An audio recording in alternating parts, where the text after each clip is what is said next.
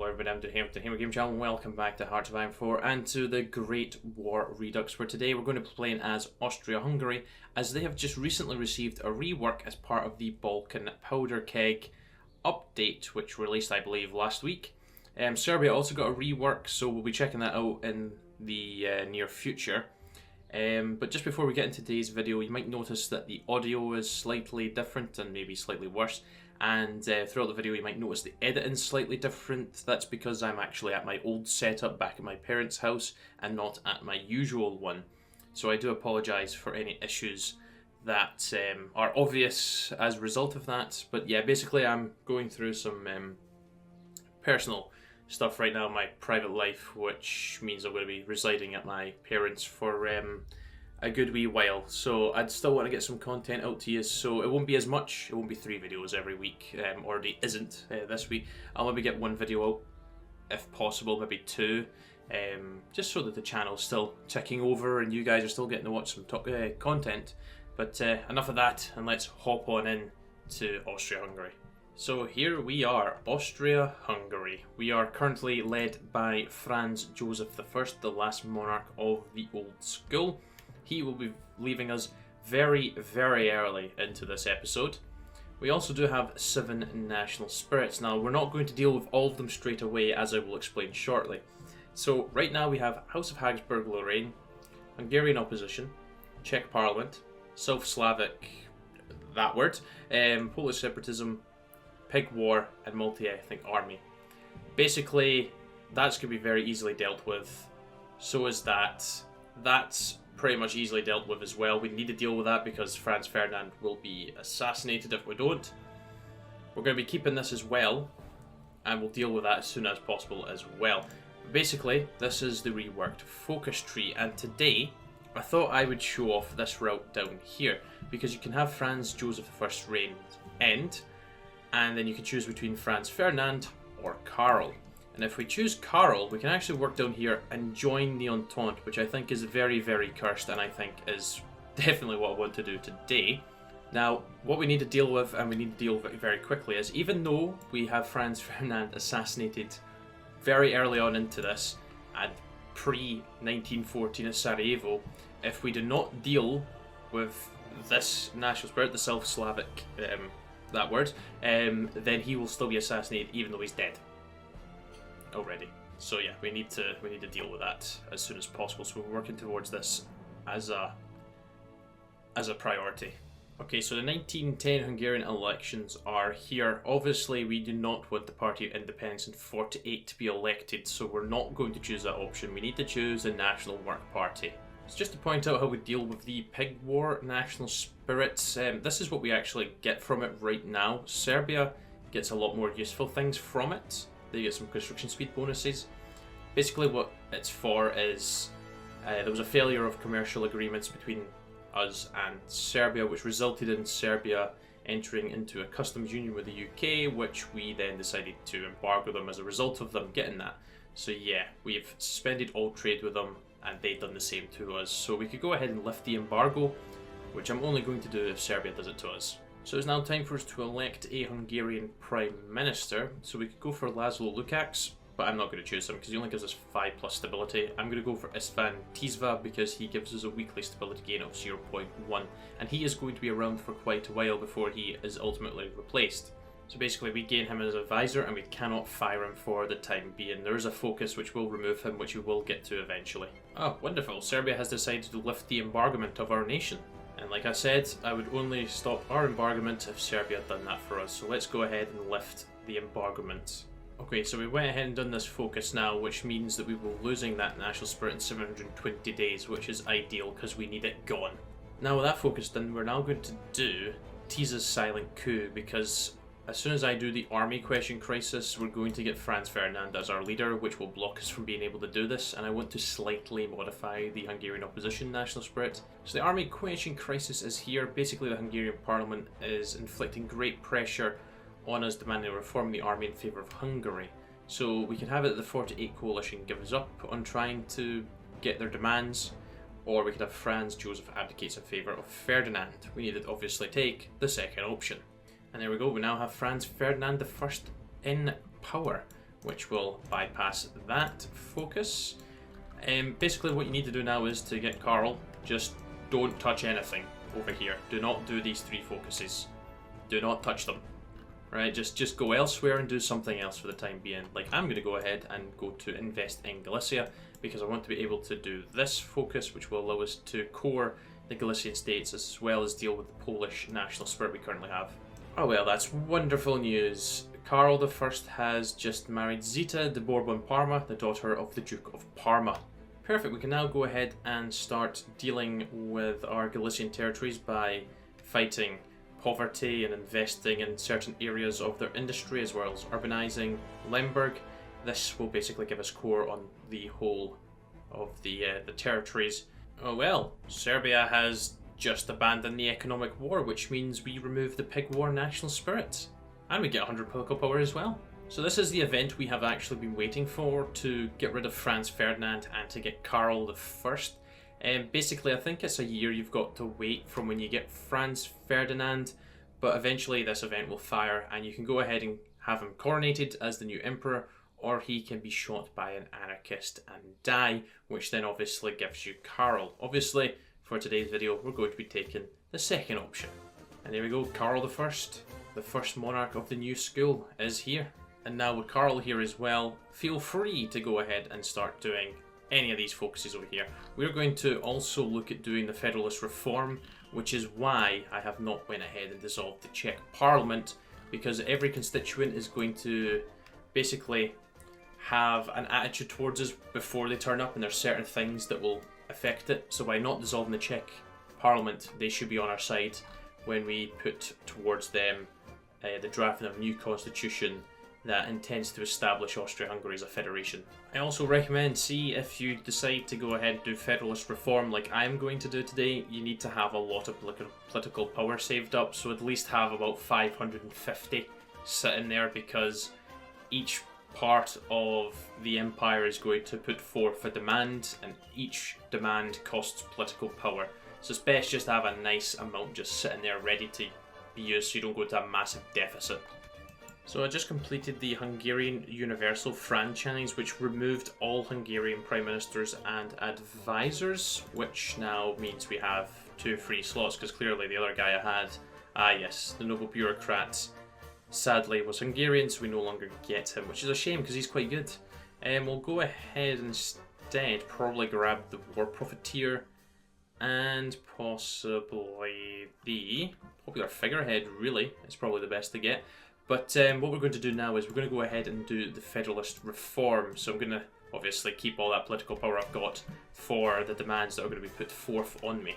Actually, scrap that. Before we do that, I'm just going to go ahead and remove the Hungarian opposition, which we actually have 2 focuses we could do to get rid of it. Both take 70 days. This one's probably most likely the better option, because then we can do the Croatian constitutional restitution, which gives us 10 stability if we really needed it. So yeah, we'll do this one. So perfect, we did just get a little pop-up that tells you that it's gone, but we're no longer suffering from the national spirit, the South Slavic, you know, the T word. It is gone. So basically that means Franz Ferdinand will now not be assassinated in Sarajevo. And you may be wondering, why did we have to worry about that? Well, for some reason, if you do what I've done and Franz Ferdinand gets assassinated when he's getting coronated, the game still registers him as being alive with that national spirit. So you need to make sure that national spirit's gone. So just do what I done. Just get rid of it as soon as possible. Like, we've got rid of it a year and a bit before he's supposed to be assassinated. Because if you don't, you're going to war with the Entente and Serbia. So now we should be perfectly fine when it gets to when World War I should kick off. And instead we'll have to wait and see what actually does cause it to begin. Okay, that's Hungarian opposition now gone. I just want to get rid of that just in case it causes any issues with a Federalist Reform. So let us go ahead and see how well we get on with this event chain that is about to kick off on the completion of this focus. Okay, so there's been a battle against military influence in our nation, and as a result, Karl I has got rid of Army Commander Franz Conrad von Hotzendorf. He is no longer Field Marshal for us, sadly. And the Grand Congress of Vienna is about to begin. The invitation letters have been sent out, and the delegates from each of our components of the Empire should be responding shortly. We could go ahead and support the autonomists, which basically just results in the Grand Congress of Vienna failing, but we're not going to do that. We're going to do fingers crossed. The Hungarians have showed up, but they're not very happy, which I don't understand because I've basically completed all the focuses in the Hungarian political tree. You shouldn't have dissolved the Czech parliament or undermined its autonomy. The Czech parliament is still up and running, so again, I don't know what's happened here.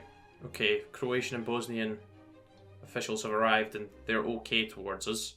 And the Galician official is neutral towards us, even though we've completed the investment.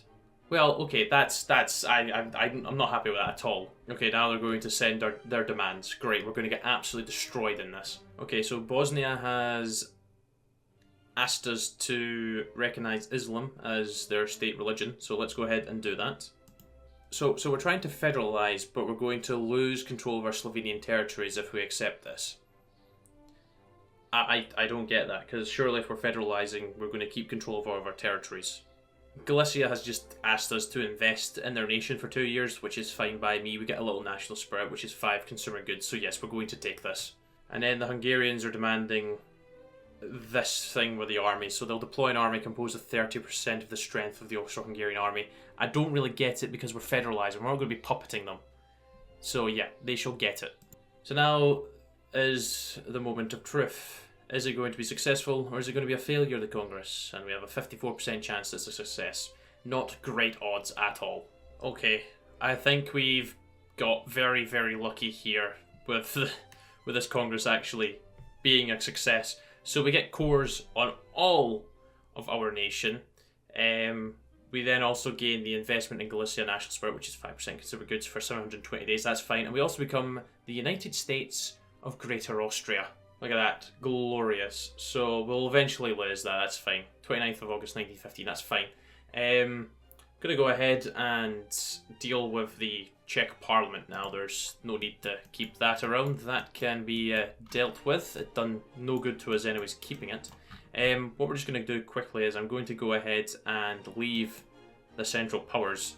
We could go ahead and demand that Albania is given their independence. Let's do it. It's a bit risky, is it not? Well, it's not risky if Serbia yields, and we get 5 stability for doing that. So here's another event, and you may be looking at going, what is Franz Ferdinand doing? He's already been killed off. Basically, this is another event that happens prior to World War I, where you can have Franz Ferdinand die. Don't really know what that happens to a historical game if you're still playing as Franz Joseph, but obviously this has no bearing in our game whatsoever. Basically, it's a historical thing that happened. Franz Ferdinand went to the UK to see the king and meet him, and then travel and see Lord Titchfield. And whilst at Lord Titchfield's, I'm guessing estate, there's a gun shooting competition and a mishandling of weapons occurs, and a shot is fired in the direction of the Archduke and Lord Titchfield. And we have a choice that historically it missed him, but we could have him get killed off. And he could die. We could also have Lord Titchfield gets hit, but I'm not going to do that either. We're just going to put the shot past within a few feet of the Archduke. Or do we actually just choose this one so it completely negates the chance of Franz Ferdinand being assassinated in Serbia? Well, not Serbia, in Sarajevo. Do you know what? We're just going to take this option. Doesn't matter at all. It's got no bearing on our game whatsoever. Well, there we go. We're no longer in the Central Powers, which leaves Germany all alone. Don't know if Italy is going to end up joining up with them now, but we are free to do as we please now.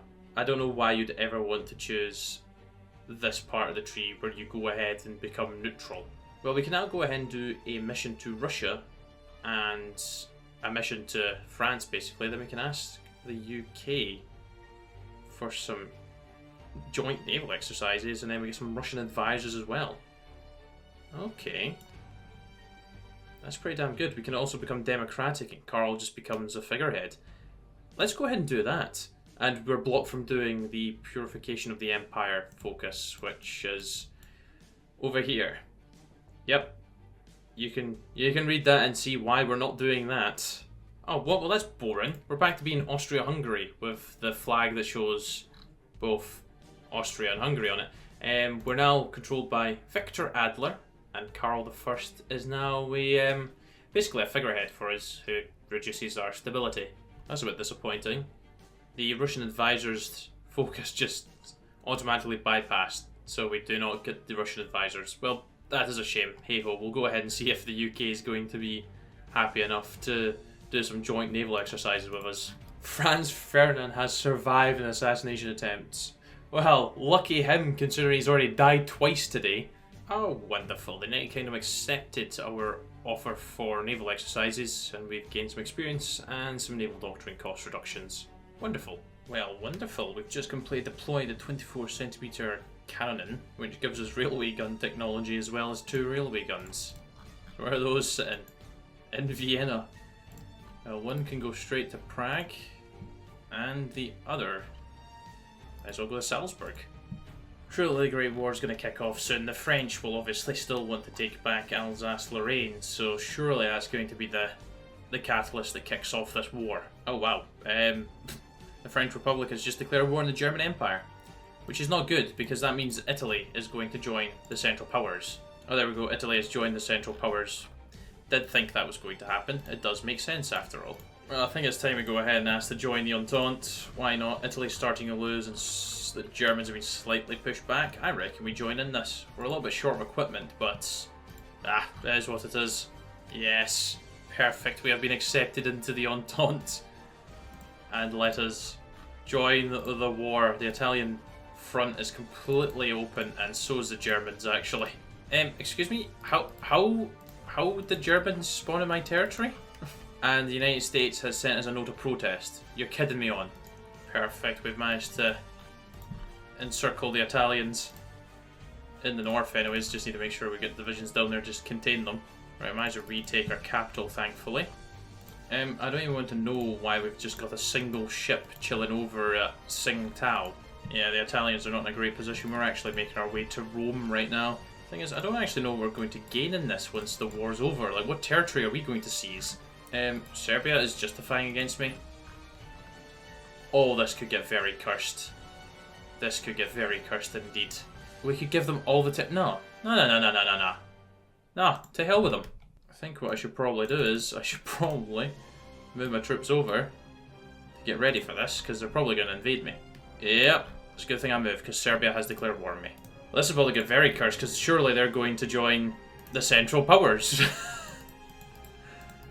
Oh, what a world this has turned into. That is a wonderful encirclement, by the way, of Italian troops. That is absolutely glorious. Take a picture of that, get on the Reddit. Fantastic. Well, that shouldn't really cause me too many problems, surely? Oh no, they get a nice bonus against me for a year. What wonderful. Not liking how Romania's doing. Do we actually have... We don't actually have any equipment, really. The Entente better be sending me reinforcements over here. Yeah, I'm really relying a lot on the UK and some Romanian troops to defend over there. Main issue is Serbia having this. If we just stick them there, the additional 2 divisions,